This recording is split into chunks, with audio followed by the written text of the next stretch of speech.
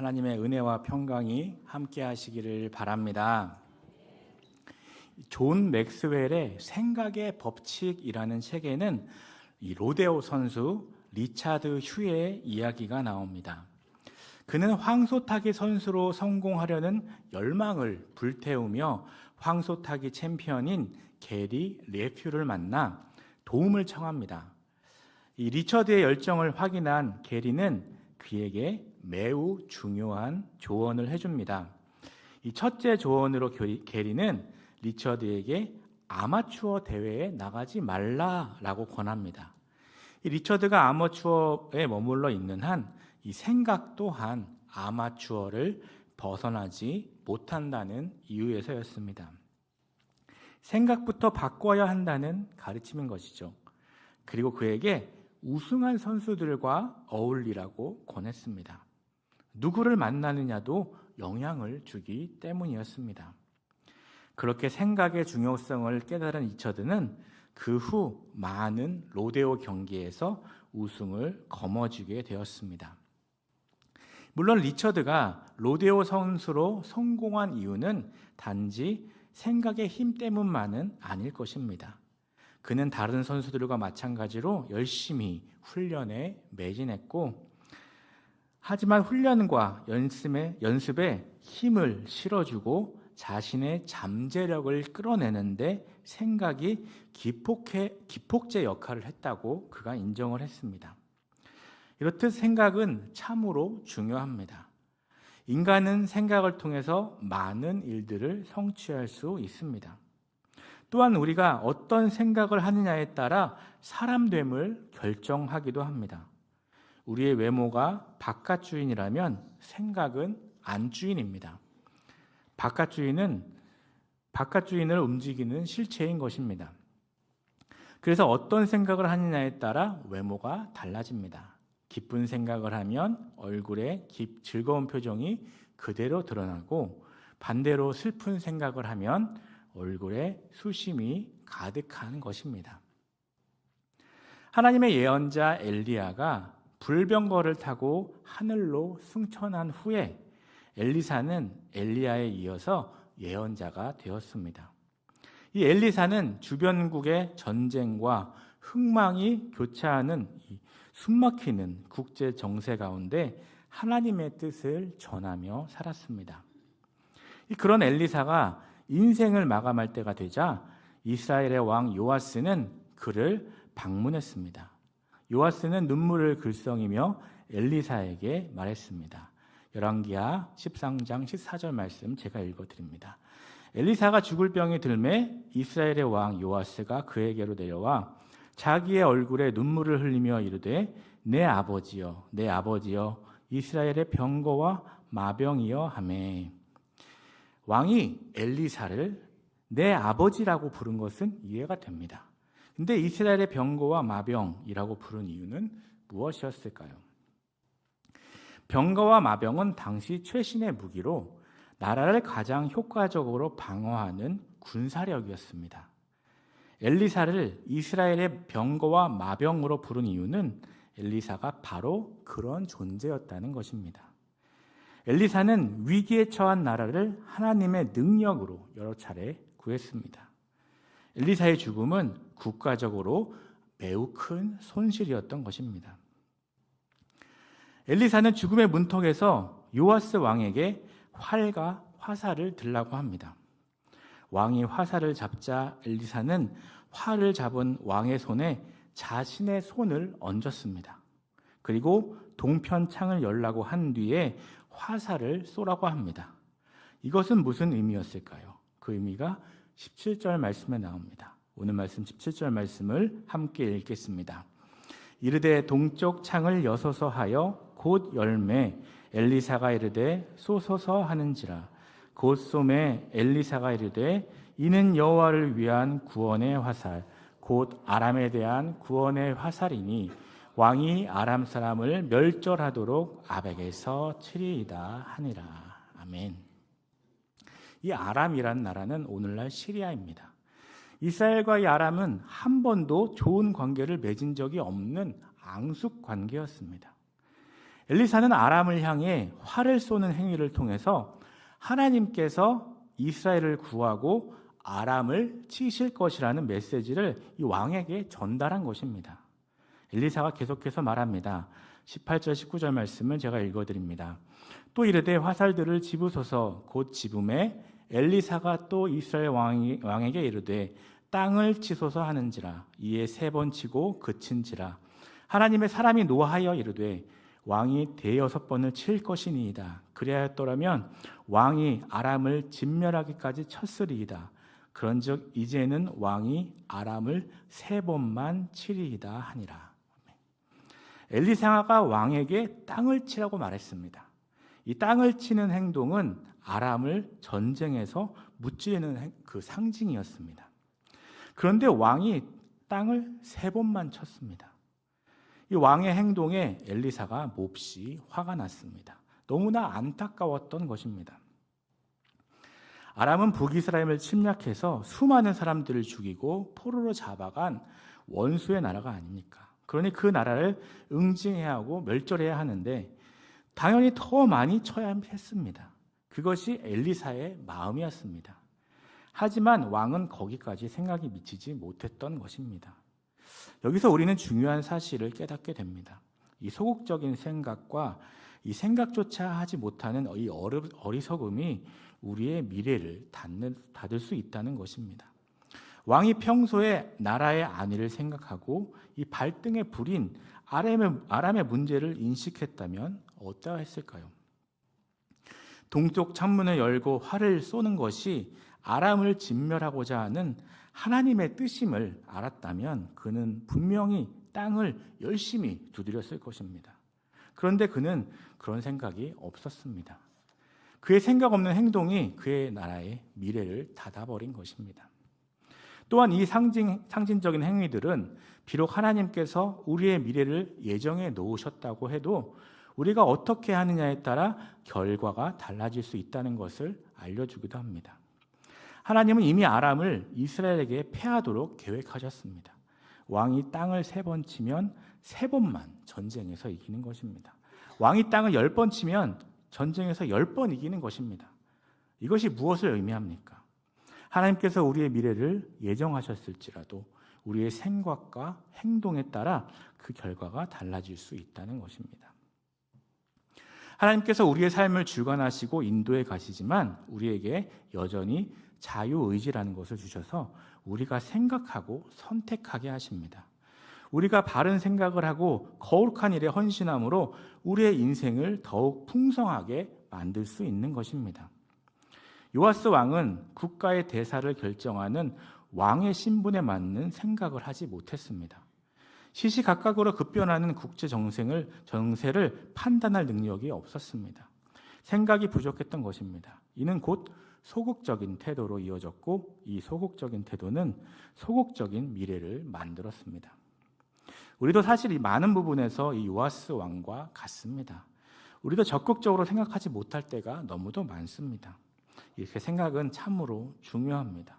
생각은 우리의 미래를 결정하는 씨앗이기도 합니다. 부정적이고 소극적인 생각은 우리를 부정적이고 소극적으로 만듭니다. 또 그 결과에 익숙해져 주눅이 든 채 살아가게 하는 것입니다. 생각은 미래를 향한 문과 같습니다.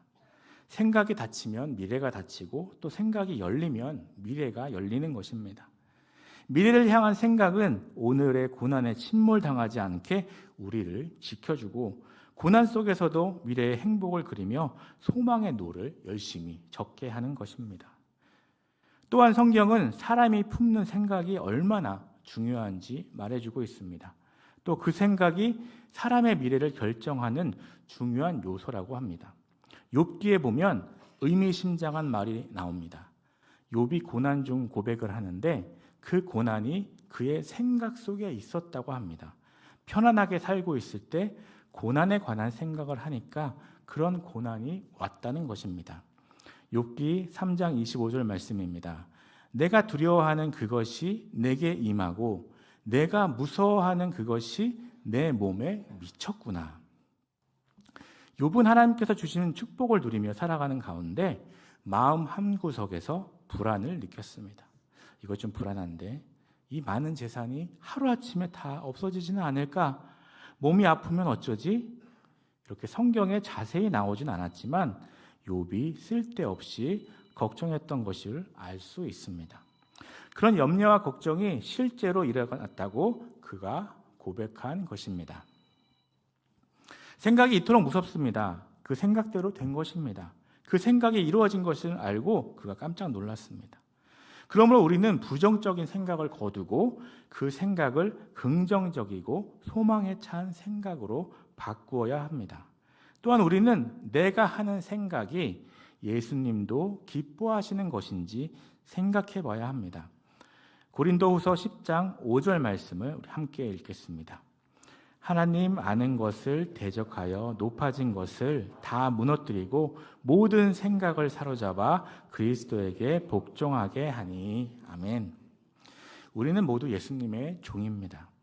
주인이신 예수님이 기뻐하시는 것만 생각하고 행동하는 것, 자신의 경험이나 생각을 고집하지 않는 것이 우리의 생각을 하나님의 뜻대로 바꾸는 비결인 것입니다.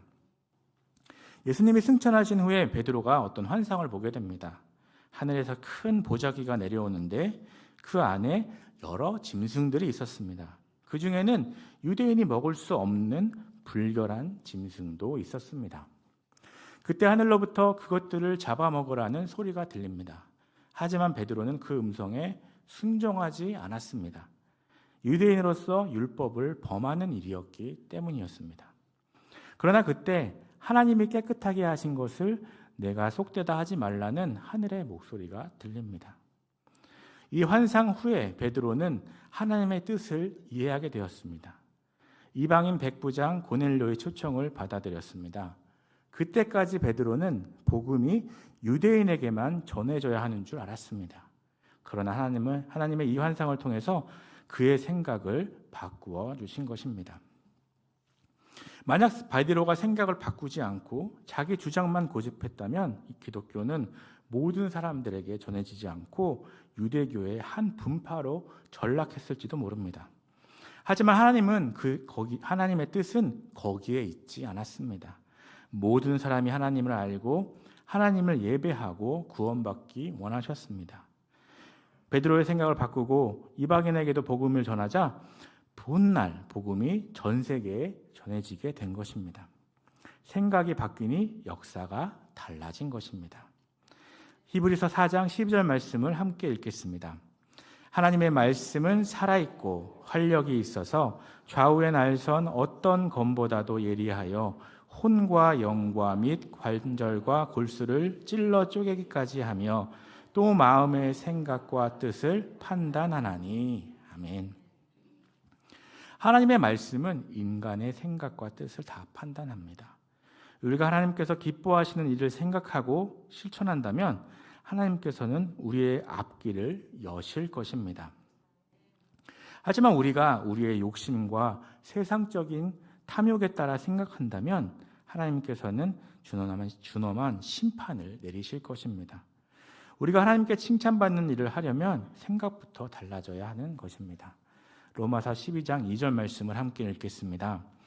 너희는 이 세대를 본받지 말고 오직 마음을 새롭게 함으로 변화를 받아 하나님의 선하시고 기뻐하시고 온전하신 뜻이 무엇인지 분별하도록 하라. 아멘. 여기서 이 세대는 세상의 욕망을 뜻합니다. 우리는 세상의 욕망을 따르지 말고 하나님이 선하다 하시고 하나님을 기뻐하시고 하나님이 온전하다고 하시는 일을 추구해야 합니다. 그러려면 우리의 생각이 하나님의 말씀에 뿌리를 내려야 하는 것입니다.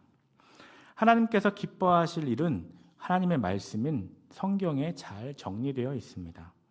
하나님의 말씀을 우리의 생각의 근거로 또 자원으로 삼으면 되는 것입니다. 그리고 하나님의 말씀을 따라 생각하고 실천하는 것입니다. 주의 말씀은 내 발의 등이요 내 길의 빛이니이다라는 이 시편 기자의 고백은 말씀대로 사는 신앙인의 고백입니다. 한 걸음 한 걸음 인생의 모든 걸음을 하나님의 말씀을 따라 내딛는 사람의 고백인 것입니다. 하나님의 말씀은 영원합니다. 시간의 한계에 갇혀 사는 사람이 영원을 얻으려면 영원한 것을 붙잡아야 하는 것입니다. 하나님의 말씀으로 시작된 존재가 하나님의 말씀을 따라 살면 생명의 길이 열리고 영원을 소망하고 영원을 누릴 수 있는 길이 열리는 것입니다. 우리가 하나님의 말씀을 생각의 근거로 삼는다면 우리는 결코 후회 없는 삶을 살게 될 것입니다. 하나님의 말씀을 읽으시기 바랍니다. 하나님의 말씀을 매일 읽고 그 말씀을 묵상하시기 바랍니다. 그러면 그 말씀이 우리의 생각을 지배하고 말씀대로 살게 될 것입니다. 로마서 12장 3절에 이렇게 말씀합니다. 내게 주신 은혜로 말미암아 너희 각 사람에게 말하노니 마땅히 생각할 그 이상의 생각을 품지 말고 오직 하나님께서 각 사람에게 나누어주신 믿음의 분량대로 지혜롭게 생각하라. 하나님의 사람들은 올바르고 건설적인 생각을 해야 합니다. 자신의 미래를 열고 가족과 주위 사람들에게 기쁨을 줄 수 있는 생각을 해야 합니다. 교회의 덕을 세우는데 보탬이 되는 생각을 해야 하는 것입니다. 빌립보서 4장 6절에서 7절 말씀을 함께 읽겠습니다. 아무것도 염려하지 말고 다만 모든 일에 기도와 간구로 너희 구할 것을 감사함으로 하나님께 아뢰라. 그리하면 모든 지각에 뛰어난 하나님의 평강이 그리스도 예수 안에서 너희 마음과 생각을 지키시리라. 아멘. 우리가 기도할 때 하나님께서 우리의 마음과 생각을 지켜주신다고 말씀하십니다. 우리가 기도하면 하나님께서 우리의 생각을 지켜주십니다. 그래서 기도하는 사람은 바른 생각을 하고 또 바른 생각을 가진 사람은 바른 미래를 아름답게 열어갈 수 있는 것입니다. 다윗을 생각해 보겠습니다. 골리앗과 싸운 다윗은 생각이 남달랐습니다. 많은 사람들은 골리앗의 몸집과 기세에 눌려서 패배의식에 젖은 생각을 했습니다. 안 돼, 저런 천하장사를 누가 이길 수 있겠어. 이런 생각에 사로잡혀 있었는데 다윗은 달랐습니다. 생각이 달랐던 것입니다. 하나님이 자신과 함께 하시면 어떤 존재도 두렵지 않다고 생각했습니다. 골리앗을 천하장사요 거인이라고만 생각하니까 겁나고 싸울 수 없었지만 생각을 바꾸고 나니 그 거구가 오히려 맞추기 수월한 표적이 된 것입니다. 다윗이 성공한 것은 물매를 잘 던져서이기도 하지만 생각이 달라서였습니다. 모든 사람이 지레 겁먹고 숨죽일 때 하나님의 영광을 생각하고 담대히 나섰기 때문이었습니다. 그리고 자신의 생각을 실현하기 위해 목숨을 걸었습니다.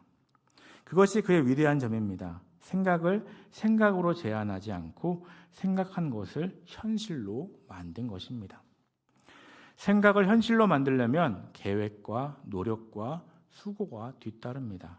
끝까지 수고한 자에게 하나님은 열매를 거두게 해주십니다. 지금 이 시대에도 이런 일꾼들이 많이 필요합니다.